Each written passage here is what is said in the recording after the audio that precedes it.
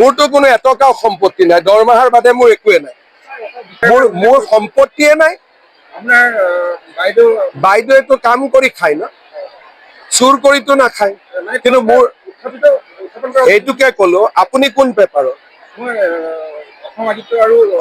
আপোনাৰ মালিকৰ কেনেকে ইমান টকা পইচা হৈছে?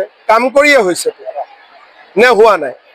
চাহেৱালাৰ যিমান টকা আছে পৃথিৱীত কাৰ ইমান টকা আছে?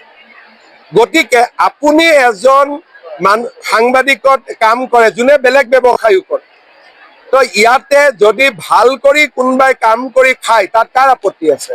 মোৰতো কোনো এটকাও সম্পত্তি নাই, দৰমহাৰ বাদে মোৰ একোৱে নাই। কোনো মাটিটো বাদেই দিয়ক, ডিব্ৰুগড়ত যেনে তেনে আহি পেলাই ওলাই যাব লাগে। হিমন্ত বিশ্ব শৰ্মা এটা বেলেগ ধৰণৰ মানুহ হয়, সম্পত্তি তম্পত্তিয়ে মোক একো কৰিব নোৱাৰে। খালি আপুনি এইবিলাক কথা কোৱাৰ আগতে আপোনাৰ মালিকক এই প্ৰশ্ন কেইটা কৰিব। মোৰতো কোনো এটকাও সম্পত্তি নাই, দৰমহাৰ বাদে মোৰ একোৱে নাই। মোৰ সম্পত্তিয়ে নাই। বাইদেউটো কাম কৰি খায় ন, চুৰ কৰিতো নাখায়। কিন্তু মোৰ এইটোকে কলো, আপুনি কোন পেপাৰৰ? আপোনাৰ মালিকৰ কেনেকে ইমান টকা পইচা হৈছে? কাম কৰিয়ে হৈছে নে হোৱা নাই? চাহেৱালাৰ যিমান টকা আছে পৃথিৱীত কাৰ ইমান টকা আছে? গতিকে আপুনি এজন সাংবাদিকত কাম কৰে যোনে বেলেগ ব্যৱসায়ো কৰে, তো ইয়াতে যদি ভাল কৰি কোনোবাই কাম কৰি খায় তাত কাৰ আপত্তি আছে? মোৰতো কোনো এটকাও সম্পত্তি নাই, দৰমহাৰ বাদে মোৰ একোৱে নাই।